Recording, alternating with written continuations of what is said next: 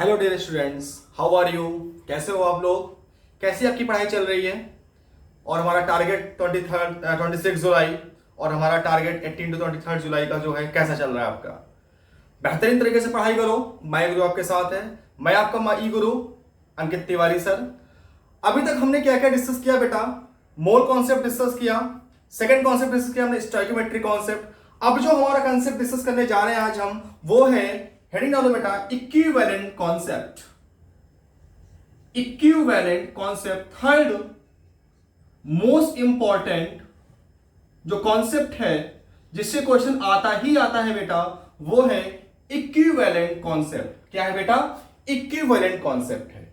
बेटा एक बात बताओ, अभी हमने पिछले लेक्चर पे जो स्टडी किया स्टोइकियोमेट्री के बारे में, तो वहां पर हमारी क्या रिक्वायरमेंट थी कि कोई भी केमिकल रिएक्शन से रिलेटेड जो क्वेश्चन आता था उसमें जो हमारी केमिकल रिएक्शन होनी थी वो बैलेंस होनी चाहिए थी। लेकिन जब हम यूज करेंगे इक्विवेलेंट कॉन्सेप्ट, तो सबसे पहला जो इसका बेनिफिट है वो है कि इक्विवेलेंट कॉन्सेप्ट लगाने के लिए तो जो हमारी रिएक्शन है वो बैलेंस नहीं हो, कोई दिक हो या ना हो, कोई फर्क पड़ने वाला नहीं है। तो लिख सकते हो, no need balance chemical reaction.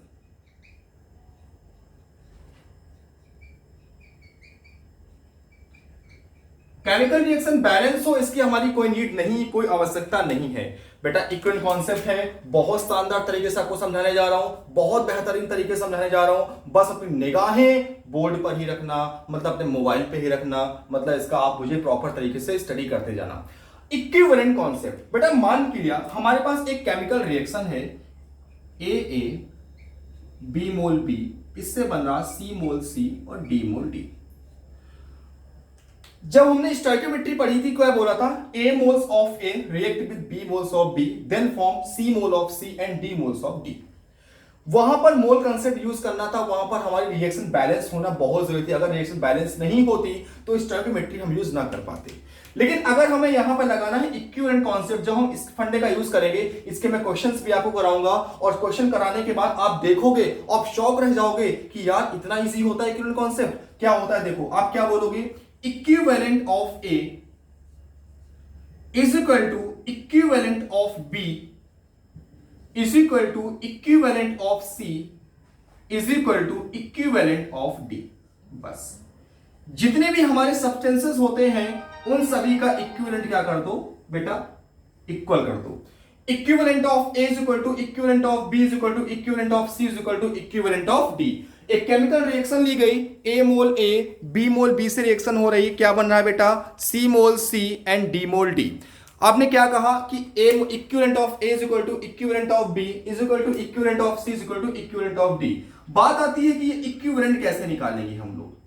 आपने मोल कंसेप्ट में पढ़ रखा है कि मोल इज इक्वल टू क्या होता है बेटा? मोल इज इक्वल टू होता है इक्विवेलेंट, आपने पढ़ रखा है कि मोल इज इक्वल टू होता है मास अपॉन मोलर मास, मास अपॉन मोलर मास। ऐसे ही अगर हम बात करें इक्विवेलेंट की, तो इक्विवेलेंट कैसे फाइंड आउट करोगे? तो बेटा इक्विवेलेंट इज इक्वल टू होता है मास अपॉन इक्विवेलेंट मास। क्या होता है बेटा? इक्विवेलेंट फाइंड आउट करने का फॉर्मूला होता है मास अपॉन इक्विवेलेंट मास। अब बात यह आती है कि सर हम लोग इक्विवेलेंट मास कैसे फाइंड आउट करेंगे? तो बेटा इक्विवेलेंट मास का फॉर्मूला होता है मोलर मास अपॉन उसका एन फैक्टर। अब जो मेन फैक्टर जो रोल प्ले करेगा वो है एन फैक्टर। अलग अलग सब्सटेंसेस का एन फैक्टर अलग अलग होता है, एसिड का अलग होता है, बेस का अलग होता है, किसी रिडॉक्स रिएक्शन का अलग होता है। हम डिटेल में बात करेंगे, आपको पूरा डिटेल में कंसेप्ट आपको समझाएंगे, पूरा डिटेल में। ये नहीं कि मैं कंप्रेस नहीं करूंगा, एक प्रॉपर तरीके से आपको इक्विवेलेंट कंसेप्ट समझाऊंगा, जिससे कि आप आज के बाद आज इसके से रिलेटेड जो आपके मन में डर बैठा है वो हमेशा के लिए दूर हो जाएगा। तो बेटा इक्विवेलेंट मास क्या होता है बेटा? Molar mass upon N factor. तो सबसे पहली बात हमने क्या देखी, इक्विवेलेंट कॉन्सेप्ट यूज करने के लिए हमारी रिएक्शन बैलेंस नहीं हो या हो, हमें कोई फर्क नहीं पड़ना चाहिए। आपको करना क्या है? Equivalent of A is equal to equivalent of B is equal to equivalent of C is equal to equivalent of D. जितने भी हमारे रिएक्टेंट प्रोडक्ट है उनकी इक्विवेलेंट क्या करो? बराबर कर दो। जो भी पूछा हो उसको आप क्या कर दो? इक्वल कर दो। ठीक है, अब एक बात बताओ बेटा, इक्विवेलेंट मास की वैल्यू यहां रखो, क्या आएगा? रखो, देखो, equivalent mass is equal to W upon equivalent mass के बराबर क्या होता है, molar mass upon N factor. तो molar mass upon N factor बेटा ऊपर जाएगा, क्या लिखोगे, एन फैक्टर यहां लिखोगे। चलो ठीक है। अब आपको पता है मोल इक्वल टू क्या होता है, मास अपॉन मोलर मास, आपने अभी पढ़ा। तो आप क्या बोल सकते हो कि इक्विवेलेंट इज इक्वल टू होगा मोल इनटू एन फैक्टर। क्या होगा बेटा, मोल इनटू एन फैक्टर।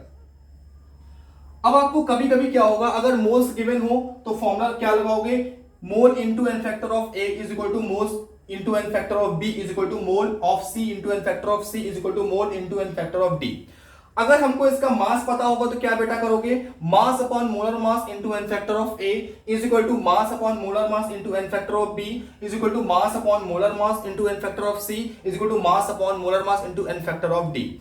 अगर हमको वॉल्यूम गिवन होगा तो क्या रखोगे, आपको पता है मोल बराबर इक्वल टू क्या होता है, volume in litre at NTP upon 22.4। आपको पिछले लेक्चर में सब कुछ डिस्कस कर चुका हूं बेटा, फर्स्ट लेक्चर आप देखो जो उसमें सब कुछ डिस्कस किया मैंने आपको। क्या लिखोगे, volume upon 22.4 into N factor of A, ऐसे आप सबके बराबर इक्वल करते जाओगे। जो डेटा गिवन होगा उसी को इक्वल कर देंगे। जल्दी से इसको नोट करो। अब हम लोग जो बात करने जा रहे हैं वो एन फैक्टर की बात करने जा रहे हैं, क्योंकि हमारा जो मेन रोल है एन फैक्टर निकालना है, क्योंकि हम क्वेश्चन तो सॉल्व कर लेंगे लेकिन अगर एन फैक्टर हमने गलत कर दिया तो हमारा आंसर बेटा क्या होगा, गलत हो जाएगा। आप यहां पर एक बात बताओ, क्या लिख सकते हो, इसको लिखने के बाद क्या लिखोगे, moles into N factor of A is equal to moles into N factor of B is equal to moles into N factor of C is equal to moles into N factor of D. आपको जो भी data given हो, जो पूछा उसके क्या कर दो, इक्विवेलेंट आप क्या कर देना, इक्वल कर देना। अब हम लोग जो बात करेंगे बेटा वो करेंगे एन फैक्टर की, जो हमारे लिए टफ टास्क होता है कि एन फैक्टर क्या निकालें। तो आज के बाद आप एन फैक्टर से रिलेटेड जितने भी आपके अंदर उसके इसको लेकर डर है, जो आपके मन में डर बैठा हुआ आपको दूर हो जाएगा। तो बेटा हेडिंग पड़ेगी n factor, calculation of n factor.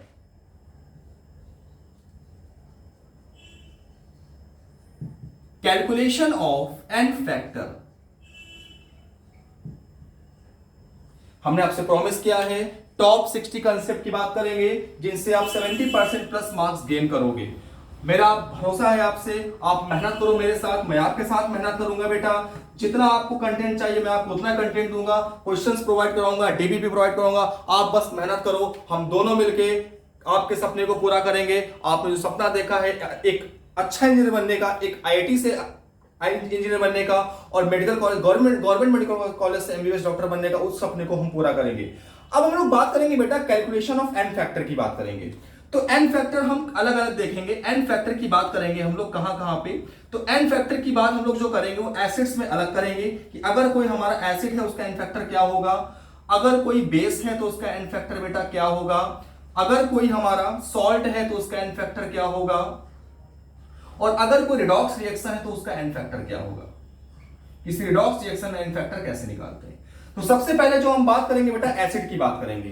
तो अगर कोई भी हमारा इंडिविजुअल एसिड दिया है और आपसे पूछा कि इसका इक्विवेलेंट मास कितना होगा, तो क्या बेटा करोगे, देखो एसिड केस में क्या बोलोगे, number of replaceable acidic hydrogen. उस एसिड में जितने भी एसिडिक हाइड्रोजन है वही उसके क्या होते हैं, एन फैक्टर होते हैं। एग्जांपल देखो बेटा, एग्जांपल के तौर पर अगर हम बात करें जैसे HCl, तो इसके पास एक H है तो किसका एन फैक्टर बेटा कितना हो जाएगा, 1। HNO3, इसके पास कितने एसिडिक हाइड्रोजन होंगे बेटा, 1, तो क्या इसका एन फैक्टर होगा 1। H2SO4, इसका एन फैक्टर कितना होगा, 2। H3PO4, इसका एन फैक्टर कितना होगा बेटा, 3। H3PO3, इसका एन फैक्टर बेटा कितना होगा, 2। नेक्स्ट CH3COOH, इसका एन फैक्टर कितना होगा, 1। तो आपको क्या करना है, आपको सिर्फ क्या देखना है, number of replaceable acidic hydrogen देखने हैं बेटा। अब हम लोग जो बात करेंगे बेटा वो बेस की बात करेंगे कि हम किसी भी बेस में कैसे देखते हैं। तो बेस में देखने का तरीका होता है दो तरीके। अगर बेस के पास OH है, OH ग्रुप है, तो क्या देखते हैं, नंबर ऑफ हाइड्रोक्सिल ग्रुप। क्या देखते हो बेटा, नंबर ऑफ हाइड्रोक्सिल, मतलब कि OH ग्रुप कितने हैं उसके पास। जितने भी OH ग्रुप्स होते हैं वही उसका क्या होता है बेटा, एन फैक्टर होता है। एग्जांपल देखो जैसे NaOH, इसके पास कितने OH ग्रुप हैं, 1, तो इसका एन फैक्टर बेटा कितना हो जाएगा, 1 होगा। CaOH का होल ट्वाइस, COH का होल ट्वाइस कितने हमारे पास हाइड्रोक्सिल ग्रुप है बेटा, 2, इसका एन फैक्टर कितना होगा, 2 होगा। नेक्स्ट AlOH का होल थ्राइस बेटा कितना होगा, 3 होगा। अगर मान लिया बेस हमारा उसके पास लोन पेयर है, एक लोन पेयर है, अब ये क्या करेगा, बेस वो होते हैं बेटा जो एसिडिक हाइड्रोजन H+ को अपना इलेक्ट्रॉन प्रोवाइड कराते हैं। तो अगर यहां पर ये एक लोन पेयर इलेक्ट्रॉन प्रोवाइड करेगा तो इसका एन फैक्टर कितना होगा बेटा, 1 होगा। बात क्लियर है हमारा। तो ये हाइड्रोक्सिल ग्रुप की बात हो गई, ये लोन पेयर वाले की बात हो गई। सॉल्ट, अब हम सॉल्ट की बात करेंगे। तो बेटा सॉल्ट में क्या देखते हैं, total number of total positive charge या टोटल नेगेटिव चार्ज कितना है।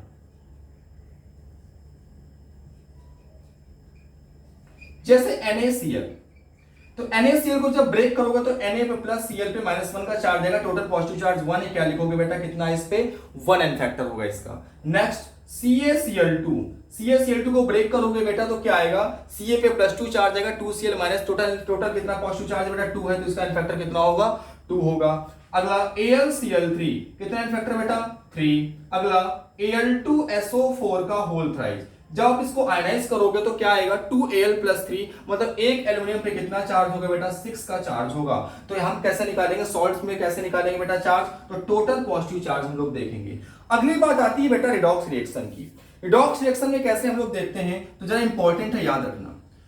किसी भी रिडॉक्स रिएक्शन में जो हमारा एन फैक्टर होता है वो हम देखते हैं नंबर ऑफ इलेक्ट्रॉन ट्रांसफर, कितने इलेक्ट्रॉन्स का ट्रांसफर हुआ। क्या देखोगे बेटा, number of transferred electrons. Example देखो जैसे MnO4- इससे फॉर्म हो रहा Mn+2।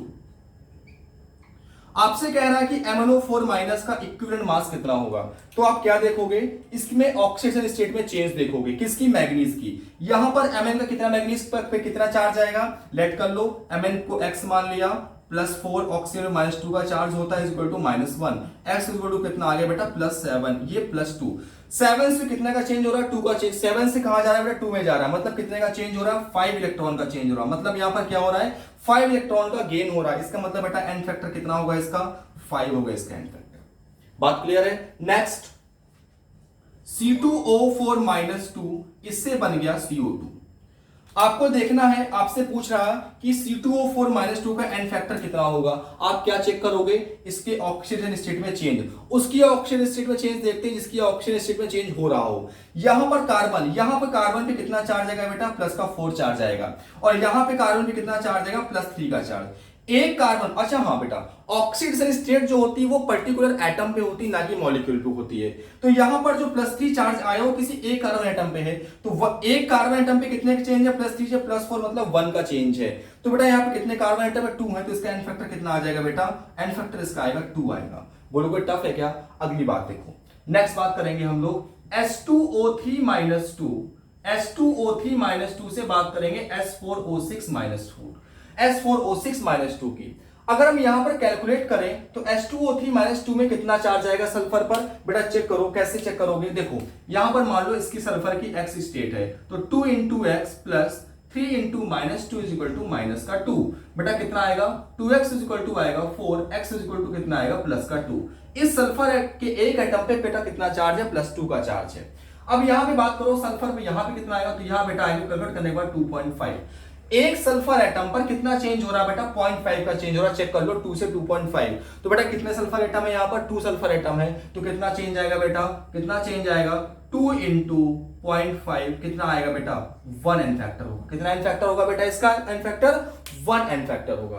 तो ये हमारा एन फैक्टर कैलकुलेट करने का तरीका, एसिड में अलग, बेस में अलग, सॉल्ट में अलग, रिडॉक्स में अलग, और रिडॉक्स में अलग। अब देखो आपके पास अगर एग्जांपल आया, आपसे क्वेश्चन क्वेरी हो रही है कि सर जरा बताइए कि H2SO4 का इक्विवेलेंट मास कितना होगा। H2SO4 का इक्विवेलेंट मास कितना होगा, आपने पढ़ रखा है, इक्विवेलेंट मास इक्वल टू होता है बेटा मोलर मास। इसका मोलर मास बेटा कितना है, 98 अपॉन एन फैक्टर। और H2SO4 एसिड है, एसिड केस में एन फैक्टर कितना होता है बेटा, उसमें क्या देखते हैं हम लोग, number of replaceable hydrogen, acidic hydrogen कितना है बेटा, 2। कितना होगा, कैलकुलेट होकर आएगा 49। समझ में आ गया, ये है एन फैक्टर कैलकुलेट करने का तरीका। अब हम लोग जो बात करने वाले हैं इसके एग्जांपल्स की बात करने वाले हैं, इस पे कैसे क्वेश्चंस आते हैं, कैसे जेईई और नीट में क्वेश्चंस आते हैं, हम कैसे सॉल्व करेंगे, कम टाइम में कैसे सॉल्व करें, हम रिएक्शन हमें कभी कभी होता है हमें रिएक्शन नहीं गिवन होती है, हमारे लिए ये टफ टास्क हो जाता है यार रिएक्शन नहीं गिवन है, चलो छोड़ो बाद में देखेंगे। नहीं यार, हमें रिएक्शन की जरूरत नहीं होती है, जो डेटा गिवन होता है वही लिखते हुए चले जाते हैं रिएक्शन के फॉर्म में, और हम वहां पे क्या अप्लाई कर देते हैं, इक्विवेलेंट कॉन्सेप्ट का अप्लाई करते हैं। तो अब हम लोग बात करेंगे इसके एग्जांपल्स की बात करेंगे, इसके न्यूमेरिकल्स की बात करेंगे, ठीक है ना। तो जल्दी से बेटा रिव्यू लो, तो जल्दी से याद करो इसको, देखो एन फैक्टर कैसे निकालते हैं।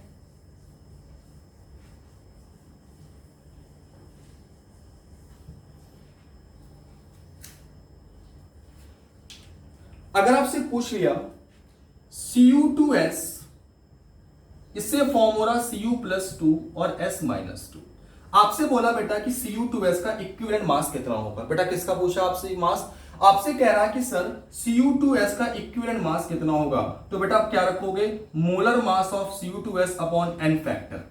अब इसका n फैक्टर कैसे निकालेंगे, एक रिडॉक्स रिएक्शन है, हमने क्या बोला बेटा, किसी भी रिडॉक्स रिएक्शन में क्या देखते हो, कितना इलेक्ट्रॉन्स का चेंज हो रहा। चलो देखते हैं, यहां पर सल्फर पर -2 का चार्ज है, यहां पर कॉपर पे +1 का चार्ज है, ठीक है। कैसे देखो, कॉपर पे क्या करो, इसको x मान लो, प्लस सल्फर पे कितना चार्ज होता है -2 = 0, x बेटा कितना आएगा 1, यहां पर इसे +2 का चार्ज, यहां -2 का चार्ज है, ठीक है बेटा। अब देखो जरा यहाँ पे क्या होगा, अब हम जब यहाँ पे कैलकुलेट करेंगे बेटा, सल्फर से बेटा ये सॉरी SO2 है, एक रिएक्शन है, यहाँ +4 है।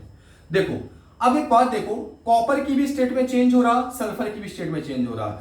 अब इन दोनों की स्टेट में चेंज हो रहा, इसका मतलब जो n फैक्टर आएगा इन दोनों की वजह से आएगा। अब देखो कॉपर +1 से +2 जा रहा है, तो एक कॉपर पे कितने का चेंज आ रहा है बेटा, 1 का चेंज है, कितने कॉपर यहाँ पे 2 है, तो क्या आएगा बेटा 2 प्लस सल्फर एटम -2 से 4 कितने का चेंज आएगा, 6 का चेंज आएगा, और 1 सल्फर यहां है तो क्या लिखोगे 6, कितना बेटा n फैक्टर आएगा 8 n फैक्टर, मतलब Cu2 का मास रखोगे, molar mass of Cu2s upon n factor कितना आएगा बेटा 8 n फैक्टर आएगा। हम लोग गलती कर बैठते हैं, हम केवल क्या करते हैं, कॉपर का n फैक्टर देख लेते हैं कि सर यहाँ +1 है, यहाँ +1 से +2 जा रहा है, एक चेंज हो रहा। बेटा एक चीज ध्यान रखना यार, आपसे क्या बोला, अगर आपसे यहां पूछता Cu+2 का n फैक्टर बोलो, सॉरी अगर हाँ इसका पूछता कि अब बात बताओ Cu+2 का n फैक्टर कितना होगा, तो Cu+2 का n फैक्टर कितना होगा, molar mass of Cu+2 upon इसका n फैक्टर। अब देखो कॉपर +2 से +1 एक का चेंज हो रहा, और यहां है कितने कॉपर, एक ही कॉपर है, तो n फैक्टर बेटा कितना होगा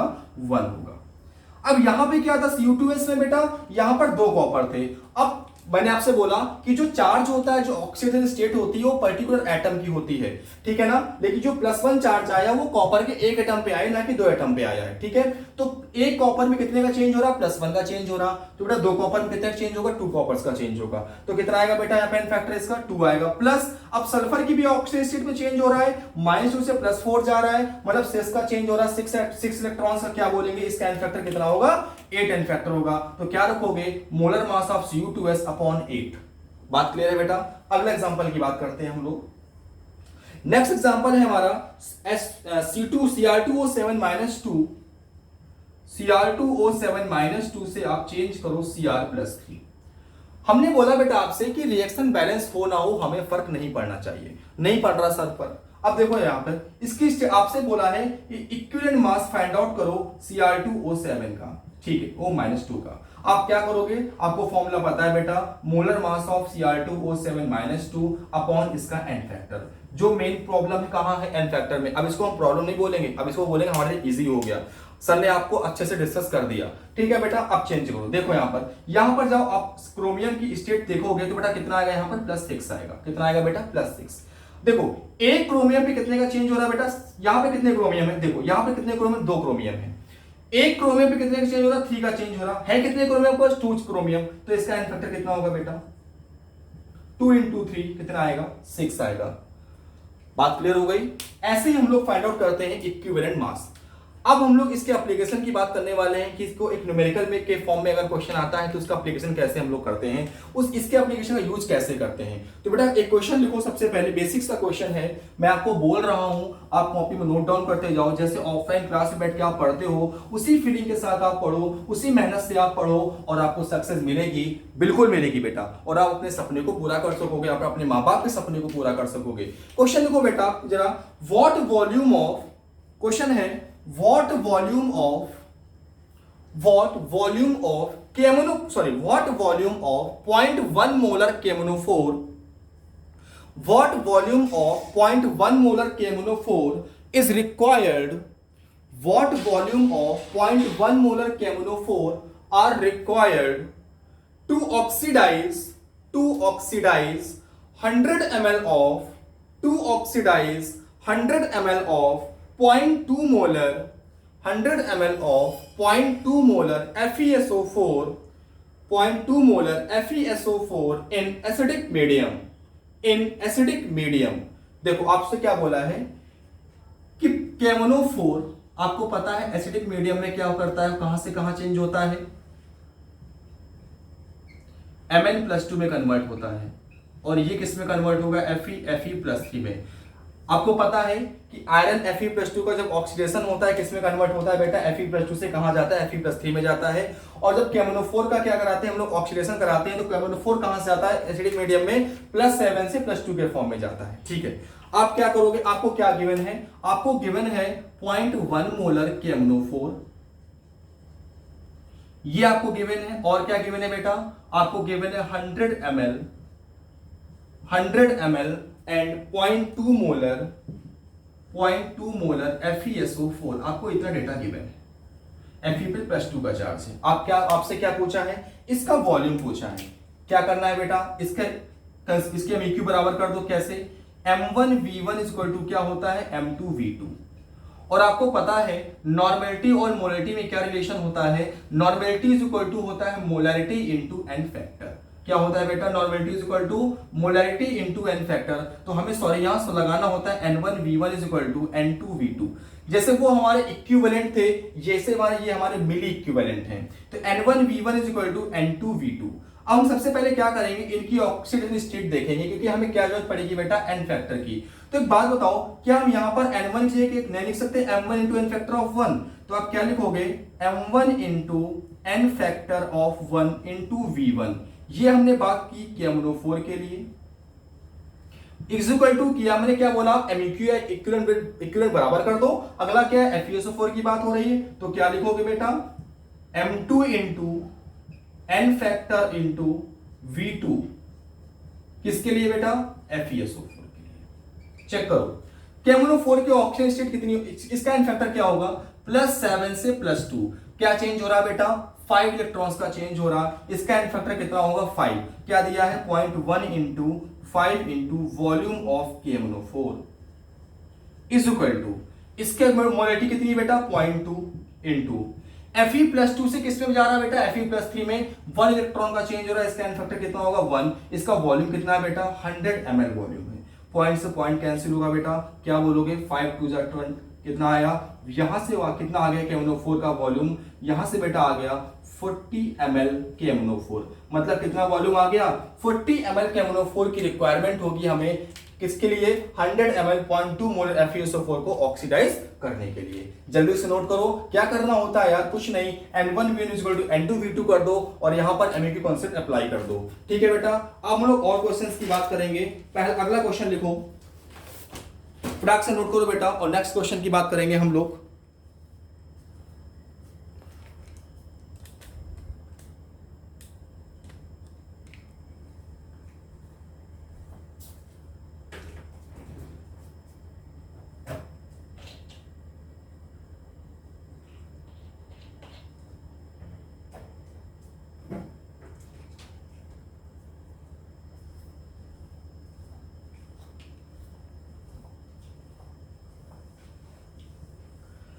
अब जो हम लोग बात करेंगे, अगले क्वेश्चन की बात करेंगे कि क्वेश्चन में कैसे अप्लाई करेंगे इक्विवेलेंट कॉन्सेप्ट। भाई आपको एप्लीकेशन की बात हो रही है, कंसेप्ट क्लियर हो गया आपका, कंसेप्ट मैंने बता दिया, जितने भी इक्विवेलेंट हों उनको क्या कर दो, आप इक्वल कर दो। नेक्स्ट क्वेश्चन है, find the number of moles, write down, find the number of moles, find the number of moles of KMnO4, find the number of moles of KMnO4 needed to oxidize 1 mole Cu2s, 1 mole Cu2s in acidic medium, in acidic medium। और आपको question में reaction given है बेटा, KMnO4 plus Cu2s change Mn+2 plus Cu+2 plus SO2 आपको given है equation. मैंने क्या बोला, जो डेटा गिवन हो, जो पूछा हो, उनकी इक्विवेलेंट इक्वल कर लो। क्या आपसे पूछा है बेटा, आपको क्या गिवन है, इसमें नंबर ऑफ मोल्स पता करने KMnO4 के, क्या लिखोगे, moles into n factor of KMnO4 is equal to moles into n factor of Cu2s। जो डेटा गिवन हो, जो पूछा हो, उनके इक्विवेलेंट क्या करो, इक्वल कर लो। यही तो है, ये क्या है बेटा, इक्विवेलेंट ही तो है। ठीक है, अब एक बात बताओ, आपसे इसके मोल्स पूछे, इसका एन फैक्टर पहले फाइंड आउट करो। यहां बेटा कितना चेंज, +7 +2, यहां पे +1 -2। सबसे पहली बात बेटा, KMnO4 का एन फैक्टर कितना आएगा, यहां से कितने चेंज हो रहा है, Mn+7 से Mn+2 का चेंज हो रहा, 5 इलेक्ट्रॉन्स का गेन हो रहा है, 5 इलेक्ट्रॉन का ट्रांसफर या गेन हो रहा है, क्या बोलोगे, एन फैक्टर कितना है यहाँ पे 5। तो moles into 5 is equal to, इसके मोल्स कितने बेटा गिवन है, आपको इसका मोल गिवन है 1 मोल गिवन है, कितना मोल गिवन है 1 इनटू। अब बात आती है Cu2s का एन फैक्टर क्या होगा। Cu2s में कॉपर की भी चेंज हो रही है स्टेट और सल्फर की भी चेंज हो रही है। यहां पे सल्फर की +4 हो रही है बेटा, तो कॉपर की +1 से कितनी हो रही है, +2 हो रही है। +1 से बेटा कितनी हो रही है, +2। तो एक कॉपर में कितने का चेंज आ रहा है, +1 का, तो यहां पे कितने कॉपर है, 2, तो कितना होगा 2 प्लस। अब सल्फर एटम चेक करो, सल्फर -2 से बेटा क्या जा रहा, +4 जा रहा, 6 का चेंज जा रहा, तो क्या लिखोगे, +6। तो आप यहां से क्या बोलोगे, मोल्स ऑफ KMnO4 कितने आ गए बेटा, 8/5। आपसे यही क्वेश्चन पूछा था और यही आपका बेटा क्या है, आंसर है। बोलो कोई डाउट है क्या, कोई टफ टास्क है क्या निकालना यार, कोई टफ नहीं है। मैंने क्या बोला, बार बार एक ही चीज बोल रहा हूं, यही मैंने स्टोइकियोमेट्री में बोला था, जो डेटा गिवन हो, जो पूछा हो, इक्वल कर दो। यही मैं इक्विवेलेंट कांसेप्ट में बता रहा हूं, जो डेटा गिवन हो, जो पूछा हो, उन दोनों को इक्वल कर दो, कोई चेंजेस नहीं है। फर्क इतना था, वहां पर बैलेंस चाहिए था, यहां बैलेंस नहीं चाहिए। अगले क्वेश्चन की बात करेंगे हम लोग, राइट डाउन, नेक्स्ट क्वेश्चन लिखो, the number of oxalate ions, the number of moles of oxalate ions, लिखते चलो क्वेश्चन बेटा, the number of moles of oxalate ions oxidized by, the number of moles of oxalate ions oxidized by 1 mole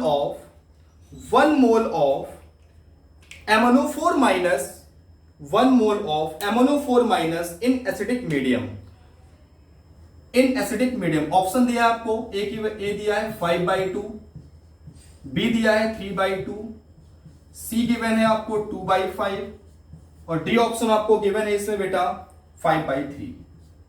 question repeat कर रहा हूं बेटा, आपको क्या पूछा है आपसे, calculate the number of oxalate ions. सबसे पहली बात, एसिडिक मीडियम में MnO4 माइनस किस में कन्वर्ट होता है, Mn+2 में, और साथ में क्या है, ऑक्सिलेट आयन मतलब कि C2O4-2 किसमें चेंज होगा बेटा, Mn+2 और CO2 में। किसमें चेंज होगा, Mn+2 और CO2 में। आपसे किसकी बात कर रहा है, MnO4 माइनस की बात कर रहा, C2O4-2 की बात कर रहा। आप क्या करोगे, दोनों की इक्विवेलेंट इक्वल कर लो। क्या करोगे बेटा, कैसे करोगे, देखो जरा, आप क्या बोलोगे इसमें, moles into n factor of MnO4 minus is equal to moles into n factor of oxalate ion. आपको क्या पूछा है, ऑक्सिलेट आयंस के मोल्स पूछे हैं, आपको MnO4 माइनस के मोल्स पता है। चलो बेटा, सबसे पहली बात, यहां पर कितना चेंज आएगा, 7 का चेंज, सॉरी कितना, यहां पर कितना चार्ज आएगा, 7 का चार्ज आएगा। आप इसकी क्या चेक करो, सबसे पहले इसकी चेक करो कितने इलेक्ट्रॉन्स का चेंज आ रहा। तो MnO4 माइनस में Mn+7 से कहां जा रहा बेटा, +2 में जा रहा है, कितने चेंज इलेक्ट्रॉन का चेंज है, 5, मतलब इसका एन फैक्टर कितना है बेटा, 5 है, और इसके कितने मोल्स आपको गिवन है, 1 मोल। क्या लिखोगे, 1 × 5 इज इक्वल टू, अब इसके हमें मोल्स कैलकुलेट करने इनटू ऑक्सिलेट आयन में इस पे कितना चार्ज होता है बेटा, इस पे चार्ज होता है +3 और यहां पे चार्ज होता है +4। यहां पर दो कार्बन एटम है, जो +3 का चार्ज है वो एक कार्बन एटम पे चार्ज है, तो एक कार्बन में कितने का चेंज हो रहा है, +1 का चेंज हो रहा है, तो कितने कार्बन है बेटा, 2 है, तो कितने का चेंज होगा बेटा, 2 का चेंज होगा, तो मोल्स बेटा कितने आएंगे, 5/2 मोल्स आएंगे। ये जो क्वेश्चन है प्रीवियस ईयर का क्वेश्चन है, तो आंसर बेटा आपका क्या सही होगा, 5/2। बात क्लियर हो गई आपको। अब अगला क्वेश्चन, एक और क्वेश्चन लिखते हैं हम लोग। अगर आपसे क्वेश्चन में पूछ ले हम कि एक बात बोलो कि आप Al2SO4 का होल थ्राइस, इसका इक्विवेलेंट मास बताओ, कैसे फाइंड आउट करोगे, इसका molar mass upon N factor कितना होगा, जब आप इसको आयनाइज करते हो तो बेटा किसमें चेंज होता है, 2Al + 3 + 3SO4 - 2, कितने का चेंज है, कितना चार्ज है इस पे, इसके कैटायन पे पॉजिटिव चार्ज कितना है बेटा, 6 का चार्ज है, इसका मतलब क्या होगा, इस पर कितना एन फैक्टर होगा, 6 होगा। तो ये हमने जो आज बात की बेटा वो इक्विवेलेंट कॉन्सेप्ट की बात की। ये पूरा इक्विवेलेंट कॉन्सेप्ट, इससे बाहर बेटा क्वेश्चन कभी नहीं आएगा। आप जैसे मैंने आपको क्वेश्चन अप्लाई करने को बोला कि क्वेश्चन जब भी आपके पास आ जाए आप ऐसे स्ट्राइक करना क्वेश्चन पे, आप उस पे ऐसे अटैक करना, आप क्वेश्चन सॉल्व हो जाएगा बेटा। अब जब क्वेश्चन सॉल्व होगा तो आंसर हमारा करेक्ट ही आएगा, ठीक है बेटा। मोल कांसेप्ट हुआ हमारा, स्टोइकियोमेट्री कांसेप्ट हुआ, आज हमने इक्विवेलेंट कांसेप्ट की बात की। अगला जो हमारा नेक्स्ट टॉपिक होगा वो हम बात करेंगे कंसंट्रेशन टर्म्स की बात करेंगे, कि जितनी पूरी फिजिकल केमिस्ट्री में जितने भी कंसंट्रेशन की टर्म्स आते हैं उनकी हम एक साथ एक वन शॉट में बात करेंगे, और उसके बाद उसके क्वेश्चंस की बात करेंगे, उसके बाद फिर हम उसकी डीबीपी भी देंगे आपको, ठीक है बेटा। आई होप आप मेहनत करो अच्छे से, हम और हाँ मैं माई गुरु की टीम और हम आपके साथ हैं, मिलकर मेहनत करेंगे, मिलकर अपने सपने को पूरा करेंगे। Thank you to everyone.